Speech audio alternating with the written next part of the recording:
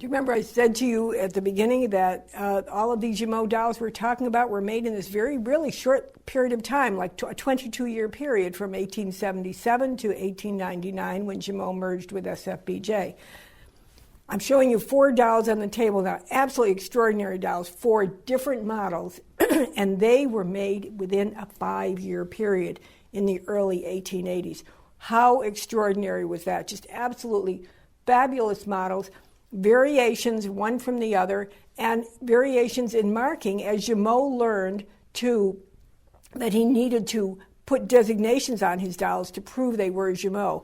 He was coming up against the Germans, who had many of them distributorship offices in Paris, and they learned what dolls were new, hot on the market, and they very quickly would get copies of those dolls, would get a model of that doll, send it to their porcelain factory in Sonnenberg, Germany, Sonnenberg region of Germany, where replicas of those dolls were made. And we're talking 140 years ago here now, folks. This is really fascinating to me.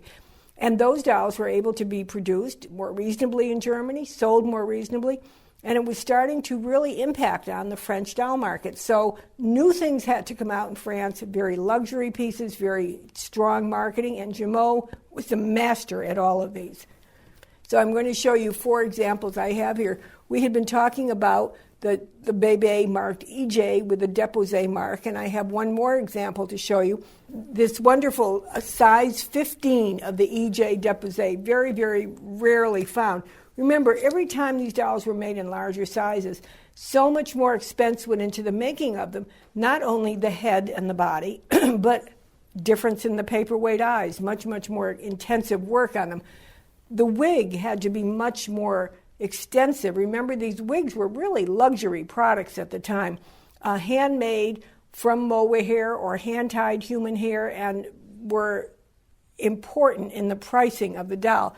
And, of course, the costume. And so here we have this wonderful example, and she's wearing her original to the time, may or may not have been sold this way, we don't know, I'll tell you that in a minute, but original to the time, antique costume of the Brittany region of France. Very, very wonderful detail.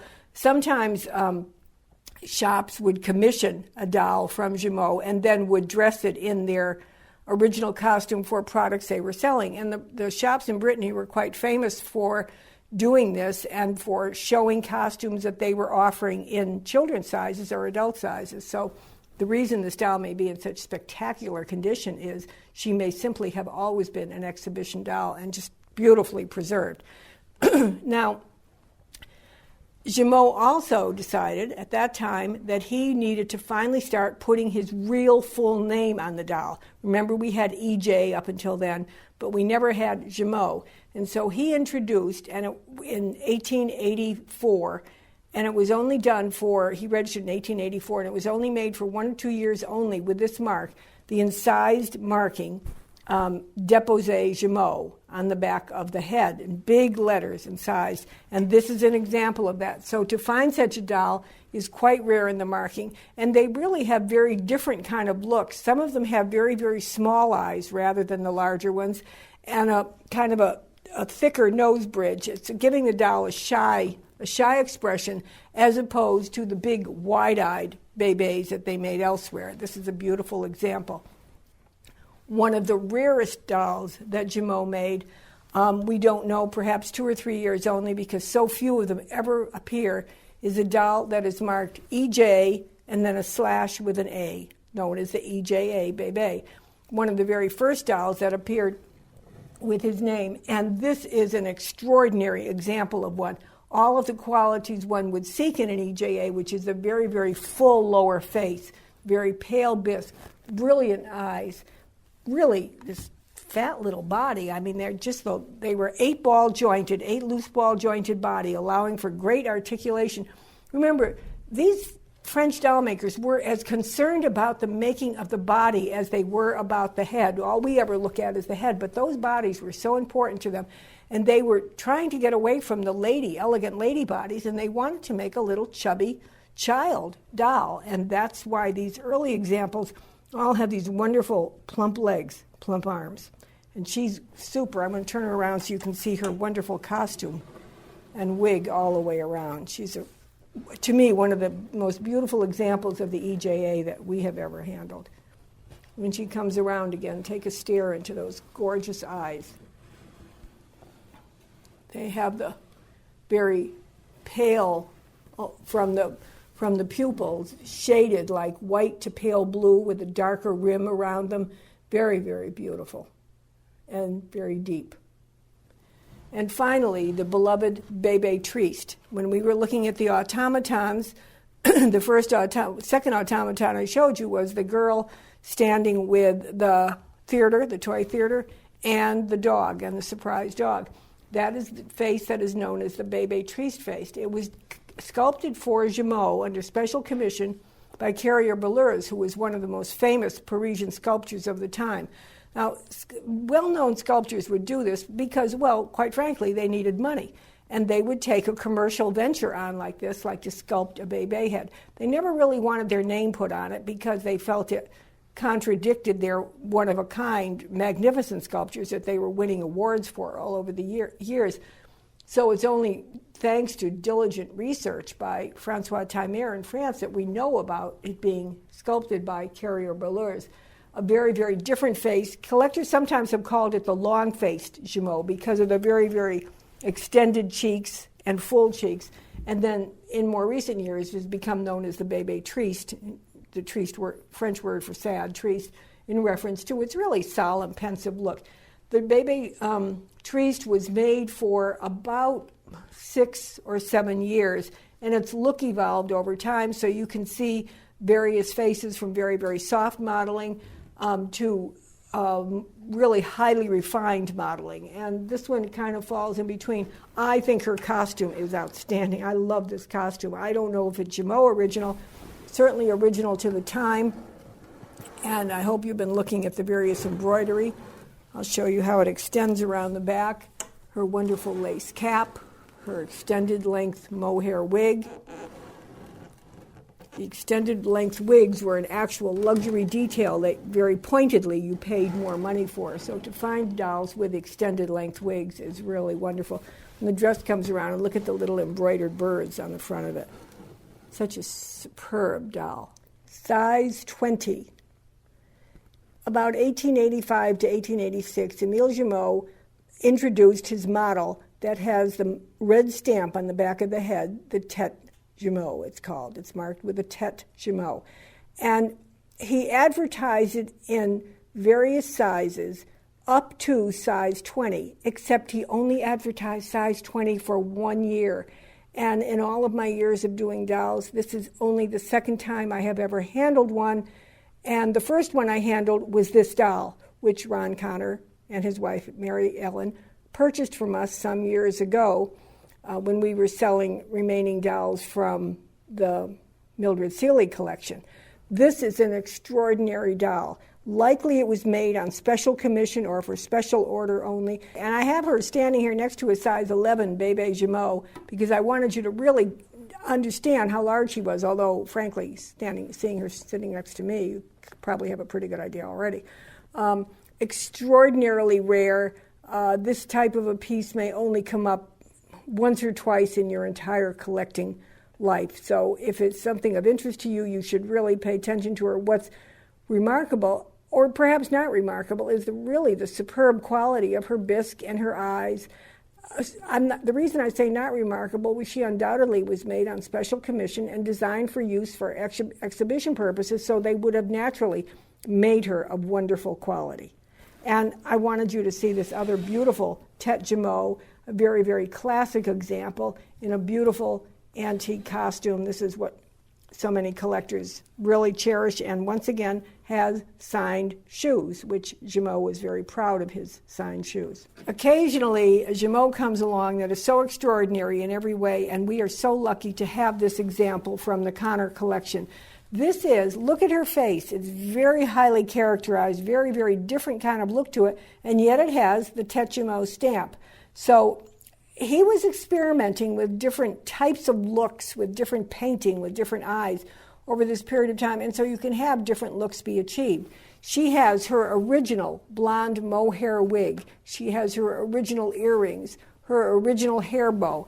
And she's wearing her original muslin chemise that was introduced by Jumeau, and in fact has, as you can see, the Bebe Jumeau gilt-lettered silk banner on the front.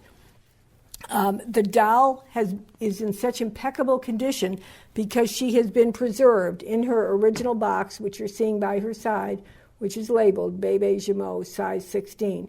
So a doll, whenever you're trying to evaluate your dolls, and aside from the fact if you look at one and you fall in love with it to begin with, that's a given.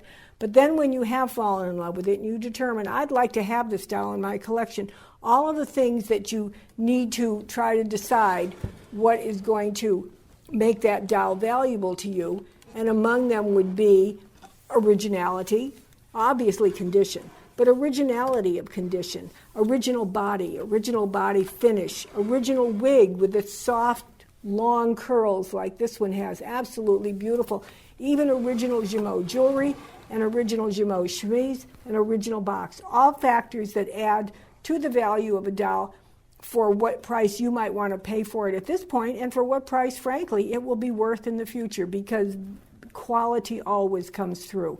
This is an extraordinary doll. I'm going to lift her down now and show you the remaining dolls on this table. So as Jumeau continued along throughout the 1880s and then into the 1890s, competition was rough. There were a lot of other French makers that were trying to make Jumeau-type bébés. There were the German makers, and he was constantly working with an eye toward ingenuity, to something different to introduce, and yet still be able to keep his basic product line, which was a beautiful doll for children to own.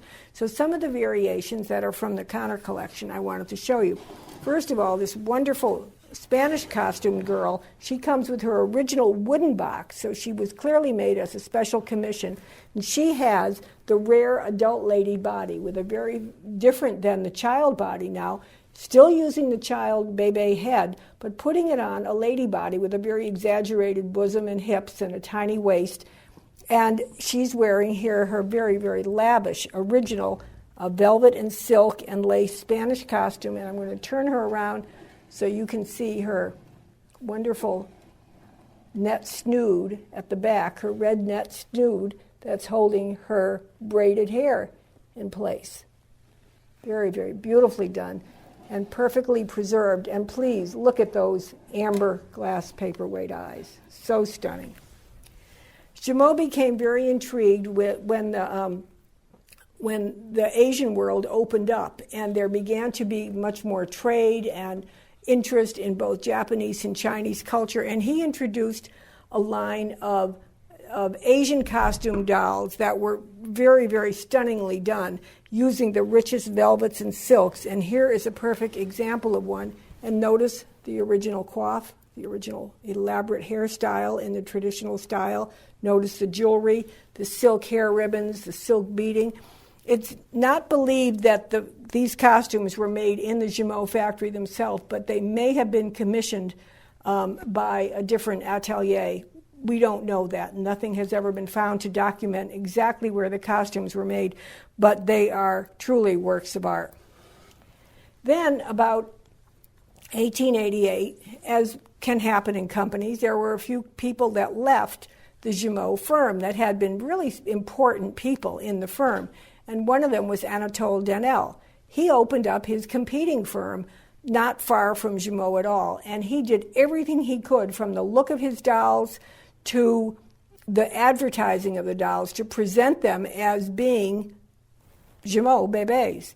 Jumeau, after a year or so, filed a lawsuit against him and eventually won the lawsuit, and in winning it, what he won was the right to the trade names that Denel and C had set forth. And one of those was Paris Bebe. And here we have two examples of the Paris Bebe models that were made by Jumeau. And note their really highly characterized face. This has really moved away from the child doll, the lovely idealized child doll, to being still extremely handsome, but lots of like the double chin and the really pointy little nose. Very, very distinct features on Emile Jumeau's Paris Bebe. And then he also introduced, because he had won the trade name for Bebe Triste, so he introduced his doll marked BF on the back. This is also the time period when Jumeau is making dolls for Parisian department stores under commission, and some of them just had a white spot at the back of the head where the store might put their paper label, and others of them were actually marked with a designation like BL for Bebe Louvre that indicated that they were from that store. So a wonderful variety of the Jumeaus. I think there are more than 50 Jumeau Bebes in this wonderful Soirée catalog, and those of you who love them, what an opportunity to see some really rare examples that were collected with a real connoisseur's eye, and I urge you all to look for them.